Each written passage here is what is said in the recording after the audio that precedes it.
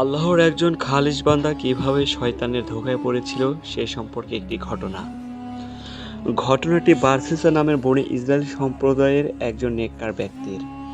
জানা যায়, বনি ইসরায়েলের লোকেরা যখন পাপের সাগরে হাবুডুবু খাচ্ছিল, যখন তাদের আগাগোড়া পাপ আর পঙ্কিলতা ছেয়ে গিয়েছিল, তখন বিশাল একটি জনপদে কেবল বারসিসাই ছিলেন একমাত্র ব্যক্তি যিনি সর্বদা আল্লাহর ইবাদতে মশগুল ছিলেন। আরও জানা যায়, তিনি তার প্রার্থনা গৃহে একটানা ৭০ বছর আল্লাহর ইবাদতে মগ্ন ছিলেন। একবার বনি ইসরায়েলের ৩ জন যুবক একটি কাজে শহরের বাইরে যাওয়ার জন্য মনস্থির করল। তাদের ছিল যুবতী এক বোন। পাপ পঙ্কিলতার এই সময়ে তাদের বোনকে কে দেখে রাখবে, সে চিন্তায় তারা অস্থির হয়ে উঠল। তখন বনি ইসরায়েলের অন্য লোকেরা তাদের পরামর্শ দিয়ে বলল, পাপাচারের এই অস্থির সময়ে তোমাদের বোনকে দেখে রাখার মতো, হেফাজতে রাখার মতো বনি ইসরায়েলের সমাজে আর কেউ অবশিষ্ট নেই। তবে বারসিসার কাছে তোমরা তোমাদের বোনকে রেখে যেতে পারো। আমরা তাকে পাপ থেকে মুক্ত, অন্যায় থেকে দূরে এবং আমাদের সর্বোচ্চ তাকওয়াবান ও পরহেজগার হিসেবে জানি। ৩ ভাই এরকম একজন আল্লাহওয়ালা লোকের সন্ধান পেয়ে খুব খুশি এবং চিন্তামুক্ত হলো। বারসিসার কাছে এসে বোনের দায়িত্ব নেওয়ার জন্য অনুরোধ করলো তারা।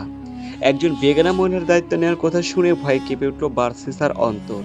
তিনি বললেন, চুপ করো, আমি কখনো এই দায়িত্ব নিতে পারবো না। আল্লাহর দোহাই লাগে, তোমরা এখান থেকে চলে যাও। বারসিসার এমন কথা শুনে ৩ ভাই মনক্ষুণ্ণ হয়ে চলে যাচ্ছিল। ঠিক সেই মুহূর্তে শয়তান তার কুমন্ত্রণা নিয়ে হাজির হলো। সে বারসিসার মনে এমন আবেগ আর দরদি মুক্তি ঢেলে দিল যাতে করে তার হৃদয় সহজেই গলে যায়। বারসিসার মনে কুমন্ত্রণা দিয়ে শয়তান বলল, বারসিসা, তুমি কি করলে এটা? এই সরল মহৎ ভাইগুলোর এমন নিষ্পাপ আবদারকে তুমি প্রত্যাখ্যান করলে? তুমি কি মনে করেছো তারা কাজের জন্য শহরের বাইরে চলে গেলে তাদের ছোট বোনটা নিরাপদে থাকবে, কেউ তার সম্ভ্রম হানি করবে না? তুমি কি মনে করো না যে সে তোমার কাছে সর্বোচ্চ নিরাপদে থাকতো? শয়তানের পক্ষ থেকে এমন উদয় হওয়া এই প্রশ্নগুলোকে বারসিসা খুব পছন্দ করে ফেলে। তার কাছে এই কথাগুলোকে খুব যুক্তিযুক্ত এবং বাস্তবিক বলে মনে হলো। সে ভাবলো, ঠিকই তো, সময় তো খুব বেশি ভালো না। তার বোন একা থাকলে যে কারো দ্বারা নির্যাতিতা হতে পারে। তার চেয়ে ভালো হয় যদি আমি এই মেয়েটার দায়িত্ব নিয়ে রাখি। এতে করে সে হয়তো অন্যদের লালসার শিকার হওয়া থেকে বেঁচে যাবে। বারসিসা ফিরে যাওয়া ৩ ভাইকে ডাক দিল, বলল, ঠিক আছে, আমি তোমাদের বোনের দায়িত্ব নিতে পারি, তবে শর্ত হলো সে আমার সাথে আমার প্রার্থনার গৃহে থাকতে পারবে না। দূরে আমার একটি গৃহ আছে, সেখানে তাকে থাকতে হবে। বারসিসা তাদের বোনের জিম্মাদার হতে রাজি হয়েছে দেখে ৩ ভাই খুবই খুশি। তারা বারসিসার শর্ত মেনে নিয়ে বোনকে তার কাছে রেখে শহরের বাইরে চলে গেল। বারসিসা রোজ তার প্রার্থনা গৃহের সামনে মেয়েটার জন্য খাবার রেখে দরজা বন্ধ করে দিত। খাবারের পাত্র বারসিসার ঘরের সামনে থেকে নিয়ে আসতো মেয়েটি। এভাবে পার হচ্ছিল দিন, কিন্তু শয়তানের চক্রান্ত আরো গভীর। সে আবার বারসিসার মনে কুমন্ত্রণা দিল। শয়তানের কুমন্ত্রণা ছিল আপাতদৃষ্টিতে যৌক্তিক ও বাস্তবিক। সে বারসিসার মনে এই ভাবনার উদয় ঘটালো যে, বারসিসা, তুমি সবসময় মেয়েটির জন্য ঘরের বাইরে খাবার রাখো।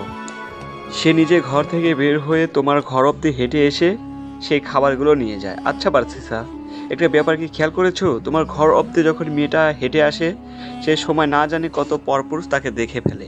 এটা কি ঠিক বলো?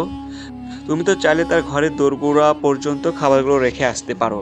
বারসিসার মনে এই ভাবনা দাগ কাটলো। সে ভাবলো, সত্যি তো, আমার ঘর পর্যন্ত আসতে থাকে তো অনেক পরপুরুষ দেখে ফেলে। বারসিসা পরের দিন থেকে আর নিজের ঘরের কাছে খাবার পাত্র না রেখে মেয়েটার ঘরের দোরগোড়ায় রেখে আসতে লাগলো।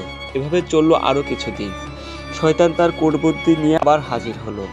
এবার বলল, বারসিসা, ভারী আজব লোক তো তুমি। তার ঘরের দোরগোড়ায় পর্যন্ত যেতে পারো, ভিতরে গিয়ে তার সাথে ২-৪টা কথা বলতে পারো না, তাই না? বেচারি ভাইদের অনুপস্থিতিতে কতই না একাকী জীবন পার করছে। এই ভাবনাও বারসিসা মনোপুত হলো। সে ভাবলো, সত্যি তো, এত দূর পর্যন্ত যখন আসি তার সাথে ২-৪টে কথা তো বলা যেতেই পারে। ভাইদের অনুপস্থিতিতে সে নিশ্চয়ই একাকী বোধ করে। পরের দিন থেকে বারসিসা খাবার নিয়ে সোজা মেয়েটার ঘরের ভিতরে ঢুকতে শুরু করে। দুজনের হালকা কিছু গল্প আলাপও হয়। সে আলাপগুলো আস্তে আস্তে দীর্ঘ আলাপে পরিণত হয় এবং একসময় বারসিসা মেয়েটার প্রতি আসক্ত হয়ে পড়ে। সেই আসক্তি একটা পর্যায়ে শারীরিক সম্পর্ক পর্যন্ত গড়ায়। এভাবেই একজন আল্লাহওয়ালা বারসিসা শয়তানের ধোঁকায় পড়ে।